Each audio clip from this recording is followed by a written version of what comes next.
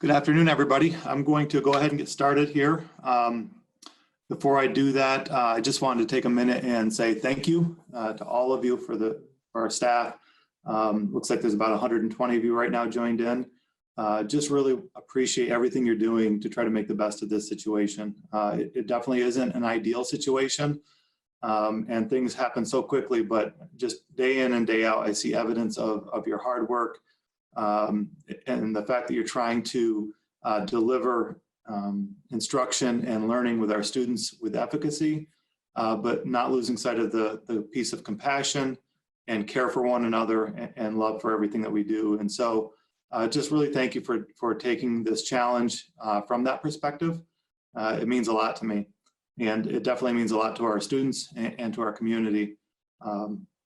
As a reminder, what I'm going to try to do is check my cell phone occasionally, because I have some folks out there just letting me know how things are going in case we have any tech issues. I just had a notification that the sound seems good, so that's a good thing. That's one of the more important things, that you can hear what I have to share. Also, I've tried a new camera angle. I'm a little bit nervous because the camera is just basically balancing on top of the monitor. So if you hear a large crash and you can't see anything anymore, it's because the camera fell. I'll scurry around and get it and bring it back, but hopefully that doesn't occur. I hope you're all doing well, putting your own health and your family's health first. Just can't wait to be back together where we can see each other and bring our normal, quote unquote normal, back to our reality. So what I'll do is, I'm going to share the presentation with you so you can see that. And then at the end, like we did last time, leave time for some question and answers. So let me share the other screen with you if you would hold on a second here. Okay, so hopefully you can see the other screen now. It is the PowerPoint presentation, or the Google slide presentation, that I'll reference throughout. So as you might be aware, we do the same thing in the evening for the community members. This one's really intended mostly for staff, or all for staff, just because your questions might be a little different from the questions that community members and students and parents might have. But anybody's really welcome to attend either. It's honestly the exact same presentation. What sometimes will change in the evening is the Ontario County Public Health numbers change, because that's updated throughout the day. So the last one, it changed a little bit between the staff presentation and the community presentation. But you're welcome to, if you're really bored, you're welcome to tune back in tonight and watch this again and see if there's any new information to be shared. Something that is new this time, we partnered with FLTV. And so tonight's presentation will also be live on Spectrum Channel 1304. And you can also watch on fingerlakestv.org under their live streaming. So those are other ways to watch. If you want to ask questions or join in, though, you have to be doing this through Zoom. That's the only way to ask those questions. So let's jump right in. Again, the message we're going to continue to share is this is the best thing we could do right now, is the social distancing piece. Stay home. And this graphic really shows that if day one, there were no restrictions around social distancing. People just carried on life as usual. After 30 days, you can expect, in the climate we're in now, to have 406 people infected in this one community if everything carried on as normal. However, if people reduced their socialization and kind of their normal routines and activities by 75%, so they stayed home, they just really only went out if they absolutely had to, after 30 days, you'd have 2.5 people infected. And then multiply that out over time. And you know, I know you're all smart enough to kind of figure where that's going. So really the reality is we need to do our very best to help flatten the curve. I'll continue to talk about this at the very beginning of all of these forums. That's the only thing we can do right now is stay home, stay healthy, follow the preventative measures, and hopefully we can flatten that curve, make it so that our hospital systems and our healthcare systems can keep up, and hopefully we'll come off of that curve at a point where we can get back to our normal. I know we all want that very much. So here's the update as of yesterday. I don't believe it's been updated yet today, but this is as of yesterday. 28 confirmed cases in Ontario County now. We're up to 28. 3 are hospitalized. If you remember, if you're thinking back to previous data I've shared, 28 is up, but the 3 in the hospital is actually down. And so people are getting well and then being able to go home. At this point, hoping it stays that way, we've had no deaths in Ontario County as a result of COVID-19 that we're aware of at this point. There's been 315 negative tests and 28 positive. And then again, many local restaurants are still offering pickup and delivery services for folks who want to support those local businesses and just maybe needing something to eat for a meal because maybe you don't have a lot of food at home. But remember, a lot of the grocery chains in our area, they do pickup services and delivery services as well, which is helpful. And then again, many places are offering those virtual experiences. I've seen on social media some of our families sitting down to tour zoos around the country as a family and do things like that. And so just keep in mind there's ways to explore and stay home at the same time. The most updated information is available on our Ontario County website. And so something worth checking out.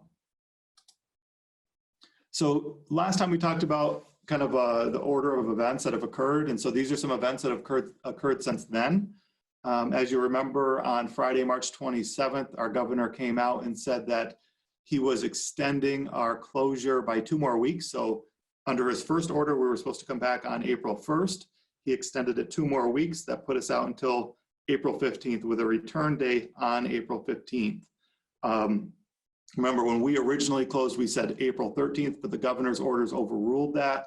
So it was the 1st, and now we're out to the 15th. To add to the confusion a little bit, because why wouldn't you? President Trump extended social distancing guidelines until April 30th. That led a number of you to reach out to me and say, does that mean we're closed until April 30th? I don't believe so at this point. I think we're still going off of the governor's closure date of April 15th. But remember, he said he'll look at this every 2 weeks. And so based on that, we should hear from him sometime next week, whether or not he's extending our closure or we're actually coming back on April 15th. Interestingly enough, yesterday in his press conference, he showed a graphic where he was trying to predict when the peak would be in New York State for COVID-19 cases. I don't think it was him. I think it was obviously his medical experts. But they were saying more towards the end of April is when they thought the peak would be. And when he extended our closure, he was asked, when will he decide if we're closing longer? He said he will watch the trajectory, and if the trajectory still is going up with cases, that he would be inclined to extend the closure. So based on his projections and what he said historically, I won't be shocked if he extends it another 2 weeks sometime next week. But unprecedented times, I don't think we really know with certainty. Also, there was some confusion around April break.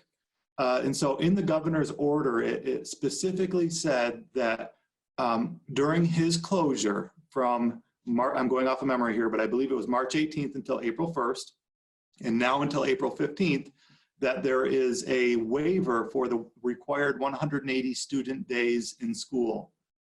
That was interpreted that we're getting credit for all these days that we were on closure. And then for that case, we would be able to take our spring break because we will still be able to reach the 180 days. So we wanted clarity from the governor's office, and then his office did clarify that indeed we do need to, also within his executive order, is that instruction has to continue throughout his executive closure. So indeed, we do have to give instruction and provide learning during April break, but they've also said out of his office that there's still time in the school year to take that break. And so I have no idea what that looks like. There's been no further clarity around that, but it would lead us to believe that those 5 days that would have been April break will perhaps be sometime later. We've also asked if it isn't. We also know that also is 5 more days of work that our staff will have to do. And so if that's the case, then who's going to fund their 5 more days? Again, we don't have we don't have answers around that, and we didn't anticipate having the answers yet. But those are questions we are asking. I want to make sure I didn't, oh, no, I didn't. Let's talk a little bit about technology and remote learning. The whole concept of new content, again, as the closure extends and the likelihood of the closure extending beyond the 15th, a lot of the guidance coming out of the state is saying we need to start moving forward with content and instruction and teaching new content. So that does need to occur beginning with all of our staff beginning on April 13th. We want to make that transition beginning on April 13th. Some of you have already made that transition. Some of you made that transition a week ago, and that's okay. I just ask that you continue to talk to your grade level or your team or your department so that you're all on the same page. You know, it's difficult when we're so remote from each other, but I think it's important that we're on the same page and you're working with each other and making sure everybody's in the know and closing the loop of communication there within your department or grade level. And so want to make that transition on April 13th, but I would also caution you to not think this is just like any regular school day and that you can get through the same amount of content that you would during a class period, during a standard school day. It won't be like that. You need to chunk it, section some of the learning off into smaller bite-sized pieces. I would say for planning purposes, you know, no more than 15 minutes of new content for your subject area or for a subject area per day. Maybe something where you're explicitly teaching it through either, it could be through Zoom, it could be through a flipped classroom where you recorded yourself and put it onto Schoology, or it could just be something that you loaded into Schoology that the students need to accomplish where you modeled, or somebody modeled something on paper and then they had to learn it and then do some kind of that gradual release of independent practice. But really chunking that and segmenting that down to 15-minute chunks per content area or per subject would be important. We also have talked recently about this whole concept of grading. I know I originally posed it as pass, fail. Actually, I don't really like how that sounds. I prefer it to be pass or no credit at this point. This is just a really difficult situation for folks. I've heard from a lot of families that, you know, maybe there's a mother and a father, and they're both working remotely from home during the workday, and maybe they have 3 or 4 children of their own. Maybe they have a couple at the primary and elementary school, middle schooler and a high schooler. Trying to manage that for families has been very challenging. And so I think we just need to be aware of that. You know, and it's not as challenging for some other families that maybe have a different home situation. But I think, as I've said before, is we always need to err on the side of students. And for folks who have reached out to me because they're feeling overwhelmed by the amount of work, my response is, I understand, we have not perfected this yet. And I feel for their situation, but all I'm asking them to do is try their best and block off an amount of time every day to dedicate towards learning and the instruction. But once you've reached that point, shut it down, focus on your family, focus on your well-being. You know, and to be honest, every home situation is unique and has a different threshold of what that would look like. So it's something I think we just need to be very conscientious of. So for the third quarter, we're looking at a whole a pass/no credit concept. The pass would go to any student who's engaging and making attempts at the work. The no credit would be to those folks that we have no evidence that they've engaged in anything, and we've followed our steps to try to communicate, engage them. So the first step at, I know this has been communicated to the staff already, but it would be at the secondary level, the first step would be for the teacher to reach out to the student to see if everything's okay. Do they need any help? The second step, which would also be the first step at the primary elementary school, just because of the students being a little bit younger, is the teacher would reach out to the parents. It could be a phone call, it could be an email. They would just reach out and just say, is everything okay? You know, is there anything I can do to help your child engage? If you have no response, then you notify your building principal, and between the principal, assistant principals, and counselors, they'll make a phone call to the families to see what barriers exist and see how we can remove those barriers. And I've said that in many communications, that whole process, that whole concept. And so the no credit would go to the folks we've had no luck working with and engaging with. And so the reason we're not looking at fail is because there may be some significant barriers there that when we do return, we can re-engage with them and hopefully catch them up. It won't be easy, and it's not ideal, but I think neither is the situation that we're in right now. So it's something to keep in mind. Chromebook repair, so that is up and operating starting this week. We've exchanged probably 10 to 20 already. Again, we do not have an unlimited supply of these, so we're trying to be efficient with it. If there are multiple devices in a household, we're hoping and asking folks to just share what they have. But if they have no other option, then IT will contact me and I'll set up an exchange here at district office. So for staff, you'll see down at the bottom of this screen, just submit a help desk ticket and make sure you kind of follow that. Some people are submitting those and then in thinking it'll be fixed, but sometimes there's communication back and forth, so you have to keep track of it to see what steps that you next need to follow. For parents and students, they would do the portal help at canandaiguaschools.org. Seems to be working fairly well so far.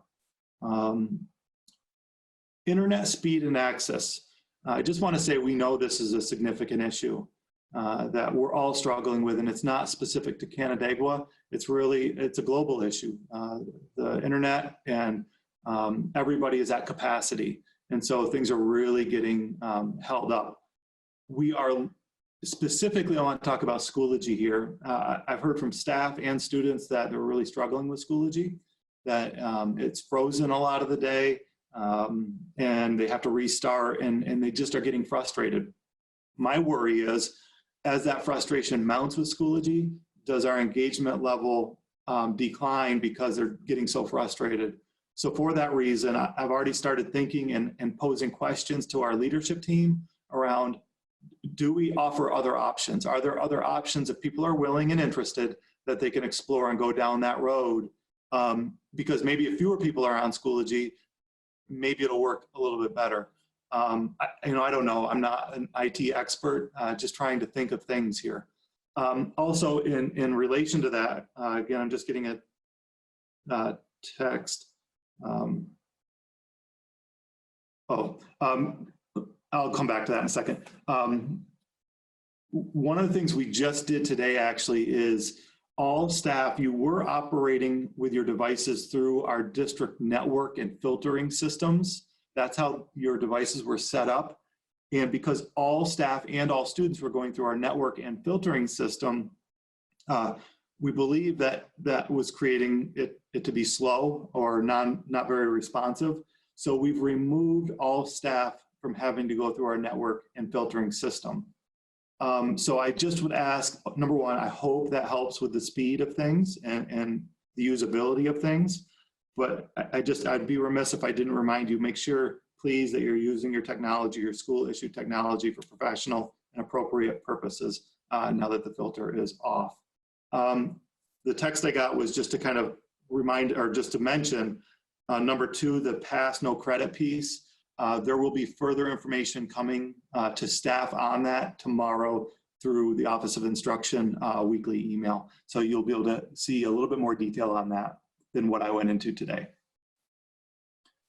This, I'm not going to go into a ton of detail. This was on our last presentation. We're still doing the meal distribution, breakfast and lunch pickup between 11 and 1. I've had some community members say, because of worry of contamination, could we combine those and maybe just do it on Tuesday and Thursday and give a couple days worth of breakfast and lunches on those days? What I can tell you is the federal regulations, they don't allow us to. We actually have to do it every day, Monday through Friday.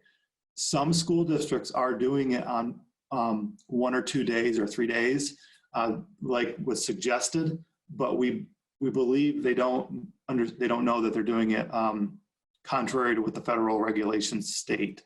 So they may be just fine, but the regulations are pretty clear that you have to do it every day. Otherwise, we would do it as suggested. The other piece I want to mention, as you recall, we talked about this whole concept of gift cards. If people had the means and were interested in doing so, they could purchase $25 gift cards to any restaurants that are still open, or even Wegmans or things like that, Tops or Aldi's or anything that's still, grocery stores that are still open, and donate them during the drop off or the pickups between 11 and 1. And what we would do is we'd take those gift cards and we would redistribute them to people coming to pick up a lunch and breakfast. Did two things. It might help folks who have a need, and then it helps our restaurants and businesses that have always supported us remain in business. So we weren't really sure how that would be received. I'll have to be honest with you, I have a massive bin filled with gift cards already. And we only intended to do this for 1 week. And so tomorrow is the last day to collect those gift cards. Then we'll let them sit in the bin over the weekend. And then we will start redistributing them next week. But we have hundreds of gift cards, and we're just so blessed by this community. And I know many of you who have purchased and dropped them off too. So thank you so much. Not only does it help our families in need, it also is helping our businesses that have just been so generous to us for so long. Mental health resources, I will always put this up on there. Just again, as a reminder, students who may be struggling or parents who have students who may be struggling and need some mental health support. The first thing is Mr. LaFave. If you call that number, he will connect your child with the appropriate counselor or support staff we have here in our school district.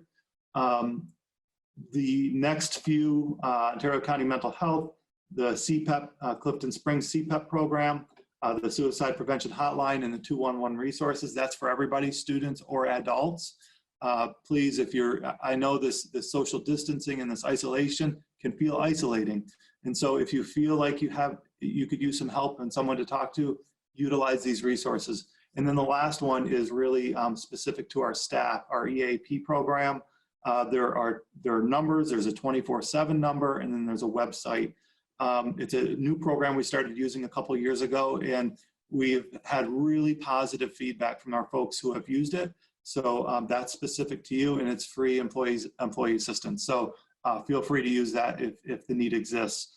We're all here for you, and reach out to us as well. This is a slide I'll always show as well. Again, we've partnered with the YMCA. They've been great partners to provide this emergency childcare program. Preference goes to any of our first responders and healthcare workers that their children could go there for childcare services, or any families in need, because maybe they're working at a local business that's still open and they have nobody to watch their children. This program is in existence. They're nowhere near their max capacity, and so it's available if anybody has a need for it. So let's talk quickly about some scheduled events. I want to see how I'm doing with time. I have about 7 more minutes before I open it up to questions. And right now, extracurricular activities and trips, pretty much we're going with postponed, unless you've heard otherwise that it's been canceled. The only thing I would say about that, I had a lot of questions last time, and I have had a number of questions about the 8th grade Washington, D.C. trip. Up until last night, we were going under the premise that it's still on. We've started the wheels in motion on the 8th grade Washington, D.C. trip to cancel. Just with the timing and just looking at everything, the likelihood that would happen was slim to none. And the longer we wait, the more difficult it will be to gather refunds.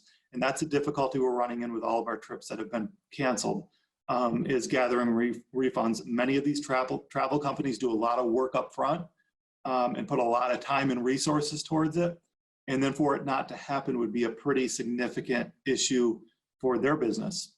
We're hopeful that the federal government, they're sending these stimulus packages out to help offset some of these exact situations, but it's kind of a waiting game to a degree. So, we're looking at everything bit by bit.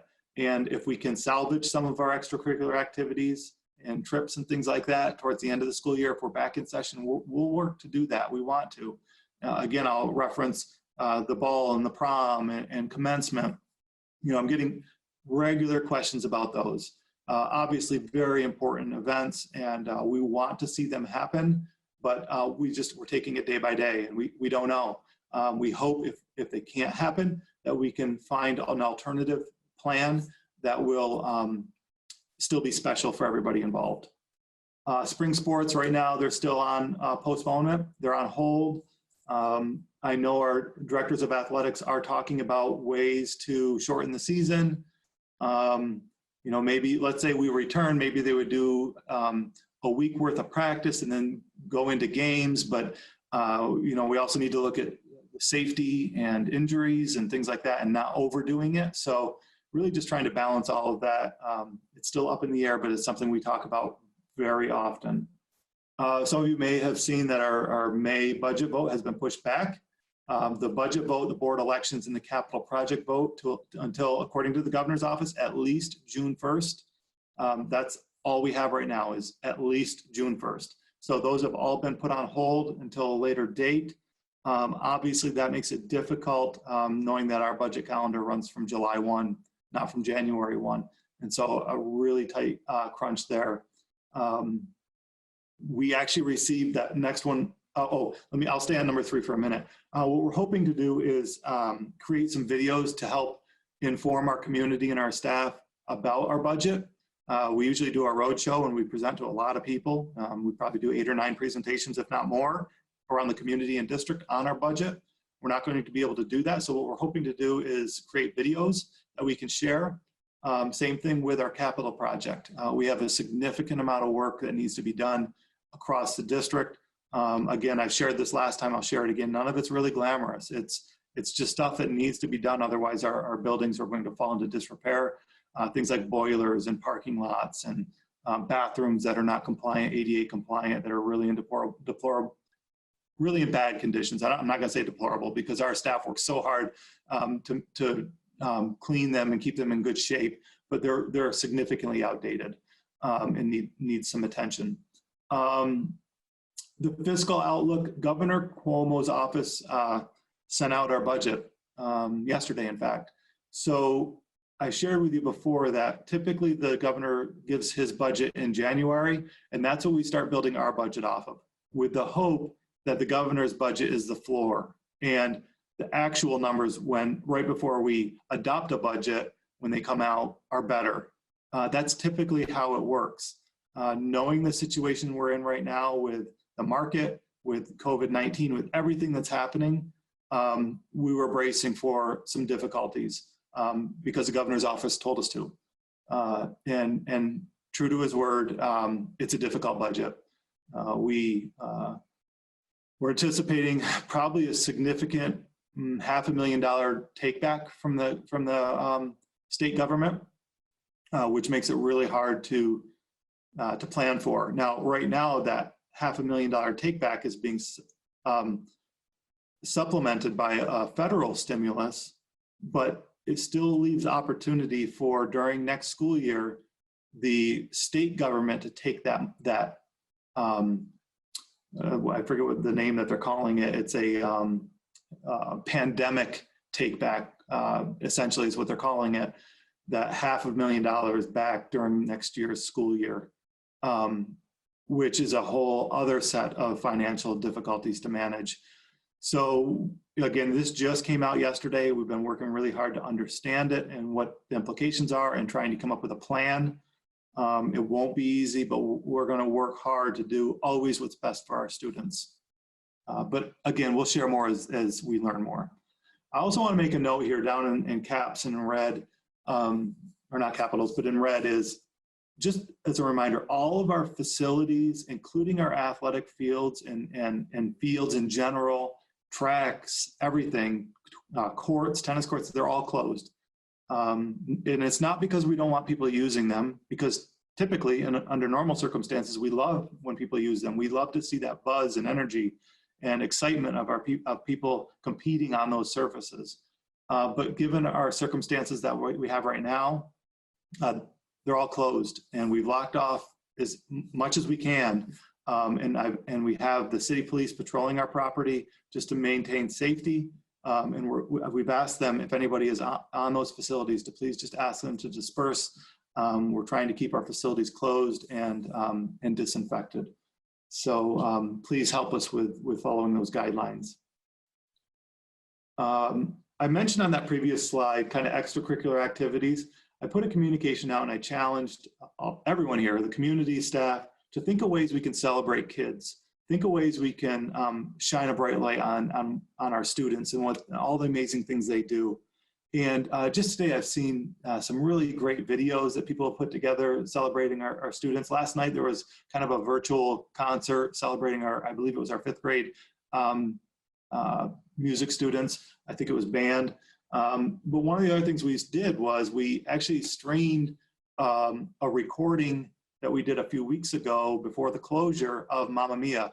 As many of you know, that our kids work really hard for months on end with this musical, with rehearsals, with building sets. We have volunteers, we have production crew, we have pit orchestra, we have our performers, everybody, our staff work so hard. And then right before opening night, that's when we shut down and closed. So on Tuesday night, we streamed one of the casts on our YouTube station.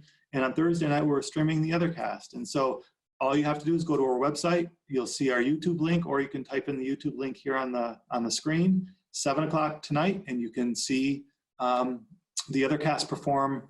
It's recorded from a few weeks ago, but it is a whole lot of fun. Our first showing on Tuesday, last I checked, we had over 1,500 people watch it, which is remarkable. It's really the community coming together to celebrate kids. So love to see more of that happening, and not just for the musical, but for other things. Find ways to do that. I think about softball. They put together a really great video that I saw on social media. It looked like they're all playing catch with each other. It was really a cool video. Just trying to do things like that would be great. Let me check my phone. I'm getting some texts here. I want to make sure I was clear on some things and we didn't have any issues. Yep, nope, we're okay. So moving forward, I know we did some PD today on Brave Square. It's another communication platform that I shared before that we've been trying with a variety of our staff, just experimenting with. Feedback has been great, really easy to use. There's so many things you can do on it. This isn't replacing Schoology or Infinite Campus. But it could serve as a purpose for communication with folks. And so I think there are almost 40 people who attended today's training on Brave Square. There'll be more training coming up tomorrow at 10 a.m. You'll see that at the bottom of the screen there. So staff, that's open to you. Feel free to sign up. It really could help with communication in the situation that we're in. All right, I've talked way too long. Thank you all so much. I'm going to stop sharing this screen. And I'm going to pop back over to the regular screen so I can see all of your questions and hopefully try to answer as many as I can. Thanks, everybody. So I see some questions already rolling in.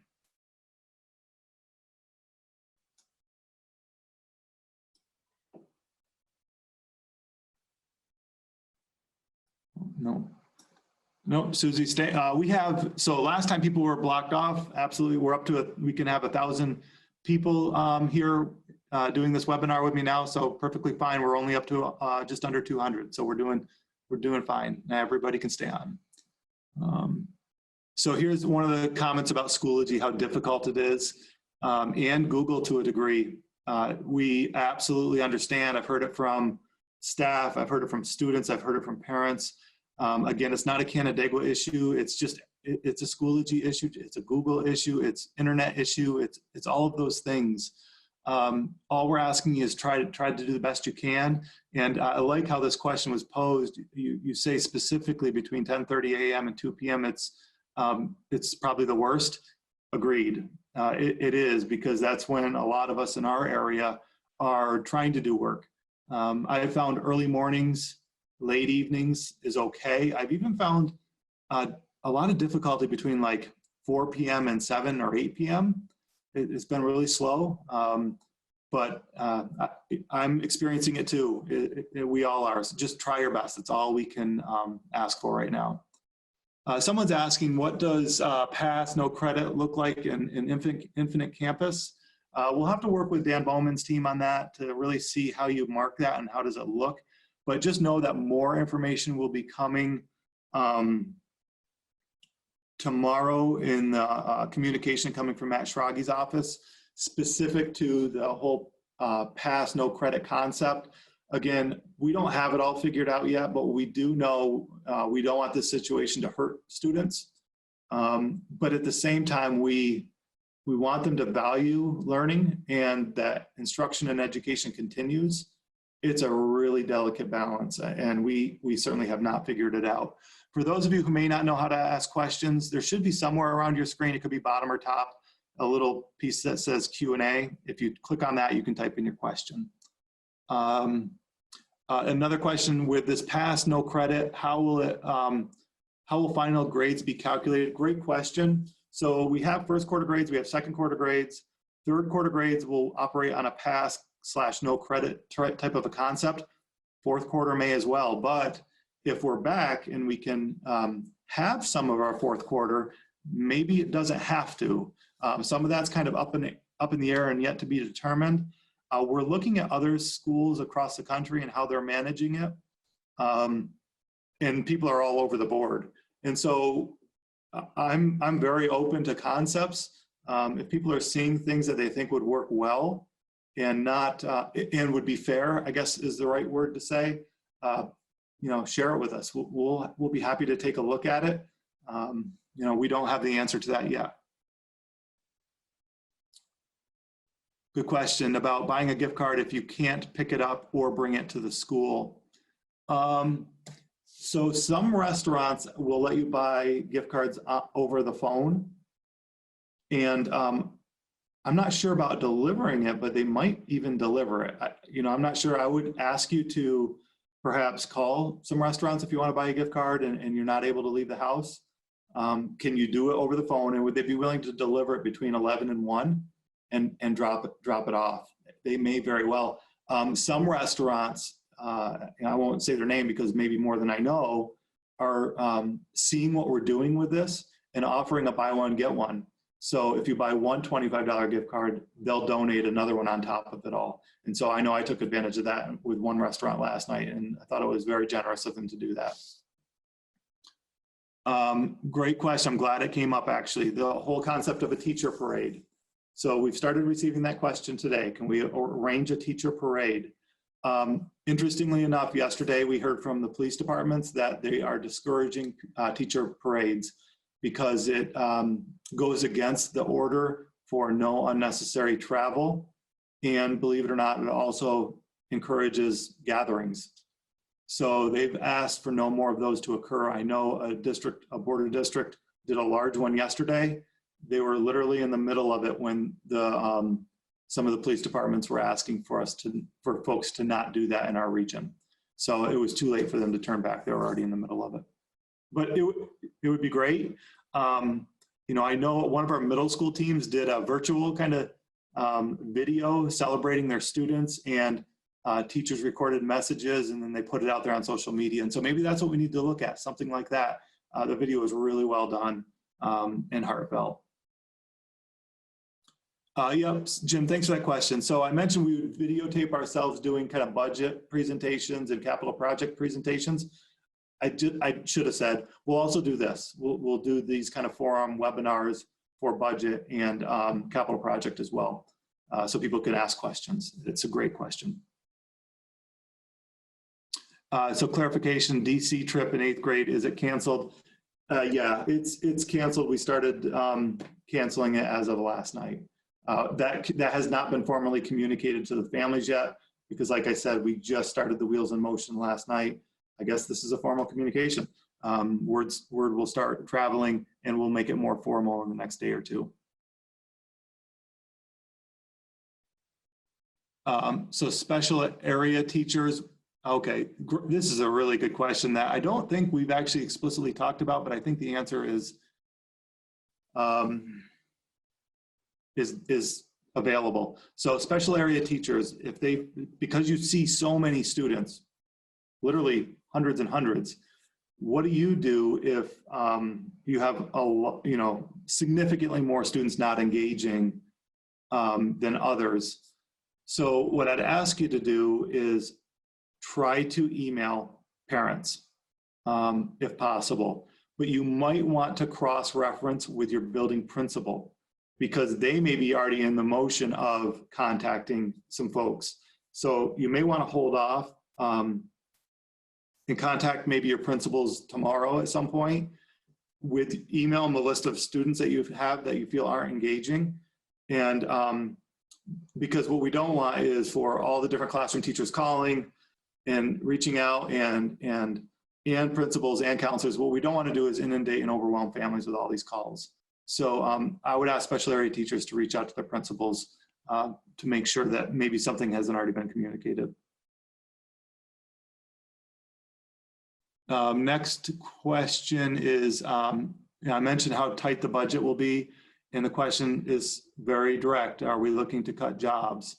At this point, no, we're not. But what we are looking at is we do have a lot of retirements this year, and are all those retirements necessary to replace? I would much rather go down the road of attrition, where people retire and we don't replace, and we look to do things differently than to cut. So I don't believe we're in a position to cut per se right now, but we are looking at opportunities for attrition. And like I said, attrition is just, when people retire, we don't hire to replace them. We look to do things differently. If our filters are off, does that impact the security of Zoom? There's a lot of information out there actually right now just questioning the security of Zoom in general, not even to do with our filters. So all I have said to that when people have asked me that is we're doing the best we can with what we have. I know BOCES is working hard to make different communication platforms such as WebEx and Zoom a BOCES product. In order to become a BOCES product, they have to be fully compliant with our security. So I'm hoping that'll happen soon. We usually hear updates on that Monday, Wednesday, and Friday. As of our last update on Wednesday, yesterday, that hadn't been formalized, but they're working to make that happen. So I think, our security issues are there whether we have our filters on or not. Some of the things I know about Zoom is when you set up those sessions, start adding passwords. Start with a waiting room, and you allow them in if you know them. That's how. Those are two tips that have really helped. And so I would suggest doing those things. Do the password and do the waiting room. And you can push people out too. If somebody hacks in, you can remove them from your sessions.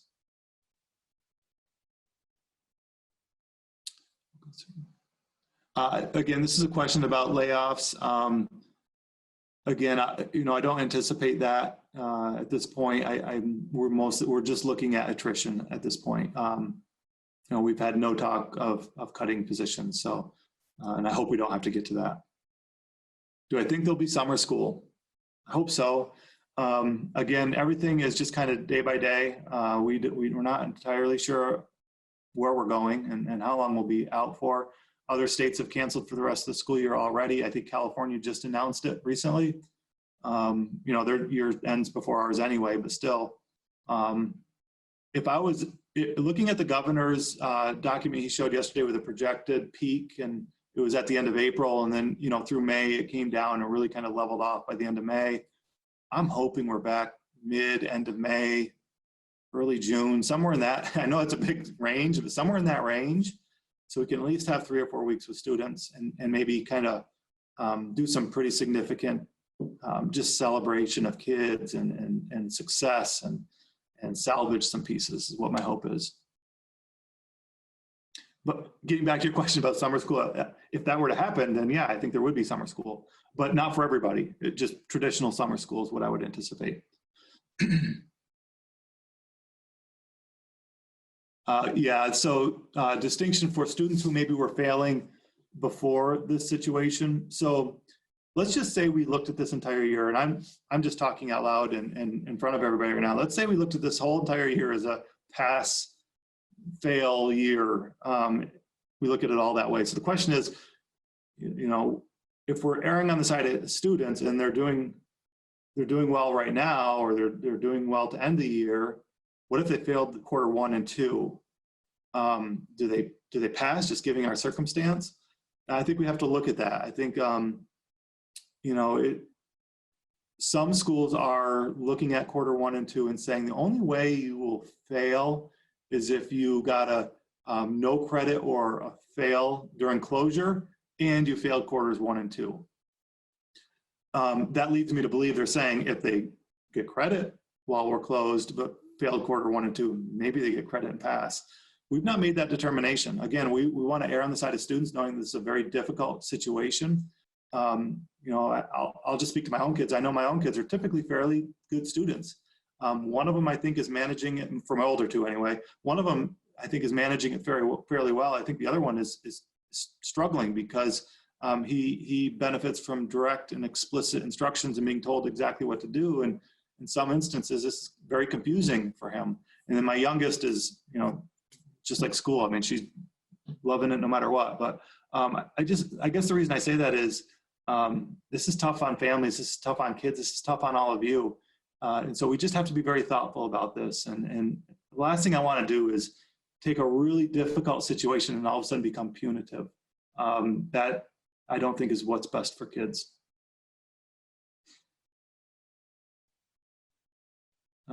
Nicole, I think I answered that about the first 4 weeks of this quarter. So the work that they did the first 4 weeks of the third quarter, no, don't disregard that yet. That may come back into the mix, into the fold at the end of the year. That may become, so a lot of kids, they received a progress report for third quarter, an actual numerical grade. That may come back into the fold. It isn't completely discounted right now. We're just saying because of the situation we're in, we're really looking at the third quarter as a pass, no credit situation. That may come back into the fold at the end of the year. Jen, I think I just answered that question.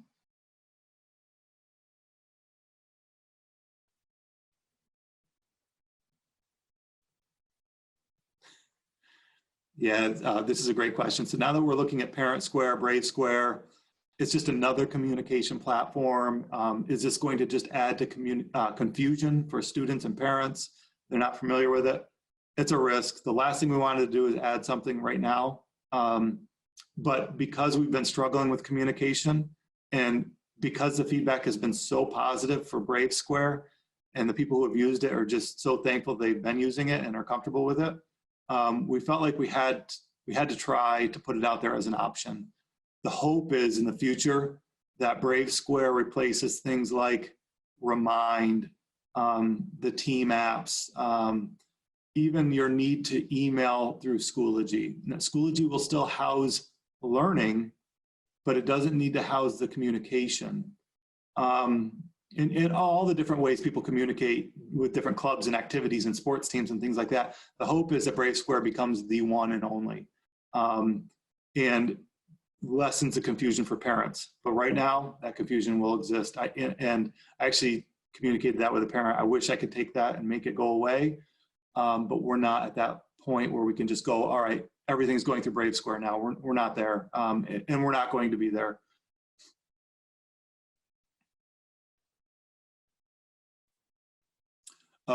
Maybe I was a little confusing with accessing Schoology. You can still access Schoology the exact same way. Your internet won't go through any of our filters. Nothing you see will be different. At least I don't believe. You go about it the exact same way. I just believe because you don't have to go through our filter, our hypothesis is that it'll be easier to use and quicker for you. Sorry, I just want to make sure I'm getting a couple texts there. I want to make sure I wasn't confusing people, which I may be. But so yeah, you still access Schoology the same way. Can you get into the building to get materials when needed? We've really batted this around quite a bit. And so if this closure is extended, can you come in to get materials that might be needed? We've gone back and forth because of the need to social distance, because of the worry around contamination and a variety of other things. We do want you to be able to gather materials, but in a controlled manner. We plan to put out a survey for staff that if you absolutely need, and it has to be an absolute need, to retrieve materials from your room, you'll put in exactly what those things are. And the way we're looking at it now is coordinating it through the building administration would go gather those materials and then arrange for an exchange with you, the staff. I know some schools are allowing staff to come in. Just the more we've talked about it and we see the increase of cases. We just worry about, are we doing things we shouldn't do? And now people are socially gathering. I know we're not socially gathering, but people are gathering in common places. Even if we planned it out where we only had X number of people in a building at a time, it's still a lot of cross-contamination of folks coming in and out. And we just worry about that piece. So we do want to make it so that you can get your materials and supplies, but it'll go through a survey and your principal will coordinate it with you. Status of Regents exams, they're still on as far as we know. I personally believe that if we return to session in any fashion during the school year, that they will happen in some fashion. But there are rumors that at the state level, which I'm sure they're not rumors, they must be talking about whether they should cancel them or not. But no, the acting commissioner has been blatantly asked almost every day, and she still reiterates that there's no decision.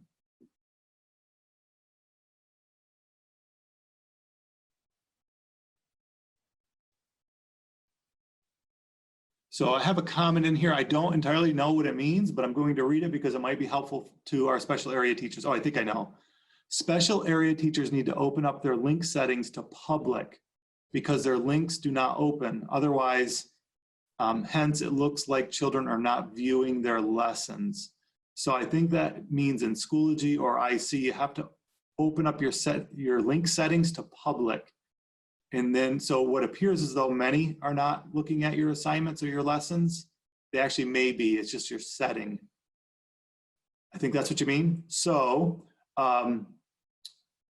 what I would ask you to do, if that makes sense, try it. If it doesn't, reach out to IT because they'll know better than I will. So right now we have memorandums of agreement in place to pay everybody during our closure. So that's our intent.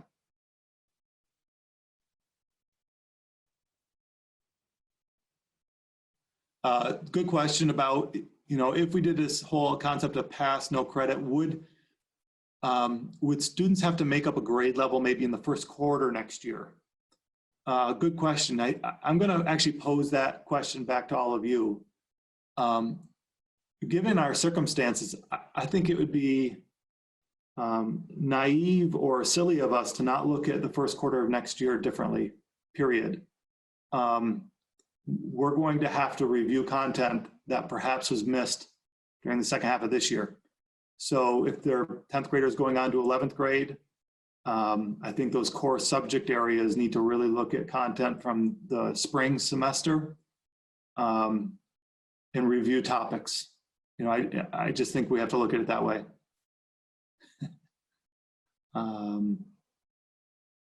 Answered that. Answered that. So a question about fourth quarter in this whole pass no credit concept. Do we look at some kind of a three-tiered system where they're satisfactory, distinguished? Last time we did this session, I said we're moving towards this pass, fail, or pass no credit concept, but as things go, we might look at it a little more granular. That's what I meant, actually. If there's a way to give a little more definition to the work they completed while we were closed. And so this one is saying satisfactory pass, distinguished pass, or no credit. Maybe that's a little more granular. I'm not opposed to working more granular as long as we're fair. But I can tell you, I receive loads of emails every day from folks, staff, and parents. And when I first rolled this whole pass, fail, / no credit concept out, I had two very different emails from folks. One is, my child takes her work or his work so serious, can we grade it? And, they want to be able to get into competitive colleges, and that's what's going to make kids feel accountable and engaged if they know they're being graded granularly on a 100-point scale like typical. To, I can barely keep my head above water now. Please just keep this as not graded at all. This is just so much for us to tackle between working from home or trying to figure out how we're going to survive day to day with food and with our essentials. I'm getting these two opposite ends of the spectrum. So I think what my difficulty is trying to balance what our community needs. And I'm hearing it from staff on those levels too, and what our staff needs. And it's somewhere in the middle. I can't be extreme one or extreme the other. And so, Sarah, I like this concept being a little more granular. I even talked about maybe doing a college type scale, a 4-point scale.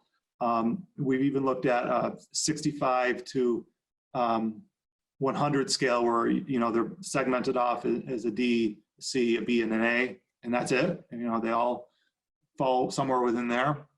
We don't have the exact answer yet, but we're working towards that. Another Regents question. Yep, you said that.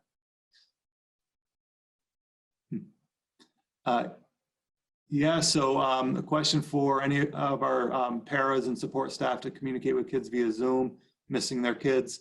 That's pretty great. I know a lot of teachers have asked some of our paraprofessionals, aides, support staff, if they want to be part of their Zoom lessons. I'd reach out to some of the classroom teachers and see if there's a way you could be part of those Zoom lessons. There's breakout rooms. There's a lot of creative things you can do. So something to keep in mind.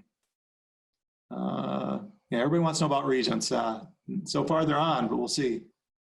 Do all students have internet access? I have in my space over here, I think 5 to 8 more hotspots. We think people who need them have them, but we don't know entirely yet. We're closing in on that. A lot of phone calls have been happening. And I believe Spectrum they've changed that deal where if there's a student in the house, it is free internet for, I don't know, 60 days, somewhere in there. And there's no 1-year commitment. It was a 1-year commitment before, but I think they've lessened that. So put that out there for folks. And I think there's other companies too that are doing that, Empire and some others. If we close for the rest of the year, will hourly staff be paid for the remainder of the year? We believe so. So far, we've decided that we were paying during the known closure. And so we believe so, yes. But we'll have to revisit that when that time comes. Thank you for that, Carol. You said it way better than I did. Every teacher in the country will be looking at next year differently. We're not alone. Good thing teachers know how to be flexible. And that's actually some of the comments I've emailed back to parents that are really worried about content and grades and kids coming back at different levels. I said, we're well aware of that. The good thing is our teachers are fantastic. And that's what they do. That's what they do. They help kids. They meet kids where they're at and they get them to levels that they never knew they could reach. And so I really feel like that's something we've got. We've got this. We hear that over and over again. Oh, a calendar for Zoom lessons. Yeah, I think we need to get to that point. Some kind of calendar, because I think what happens is, especially at the secondary level, I think that's where it's mainly the issue. One teacher, content teacher, might have a Zoom lesson at 11, but another one has it at 11, and you have the same student. And so now students are forced to choose. We don't want that to be the case. So I do think we need to get to that point where we can kind of balance that a little bit better. District calendar of some sort might work. I'll have to put that on my morning meeting tomorrow with our leadership team.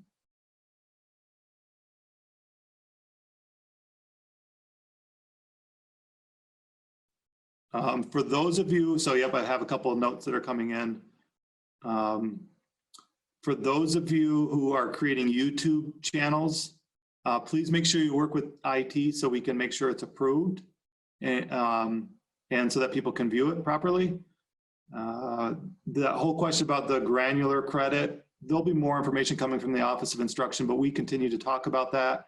And then if you can do those asynchronous lessons, so in other words, Zoom, WebEx, things like that, I'll be honest, I'm hearing from students and parents, and they light up when they get to see our staff. This is not a requirement. I don't want it to come off as that way. It's not a requirement that you do any of these sessions.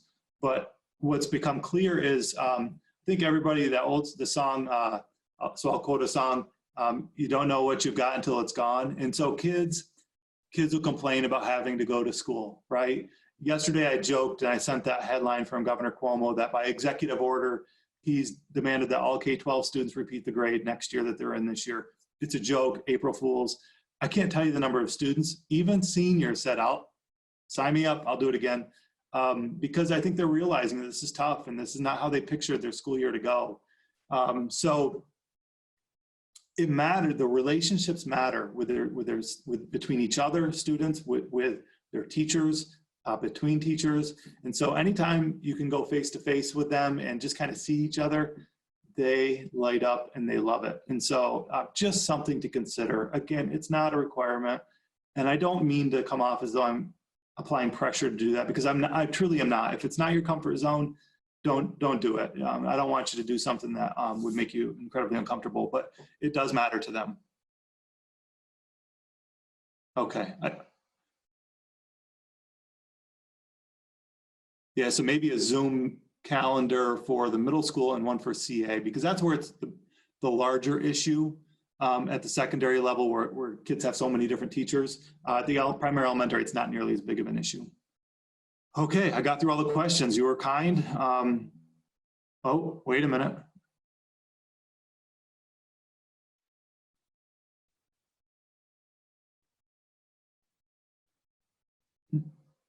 Yeah.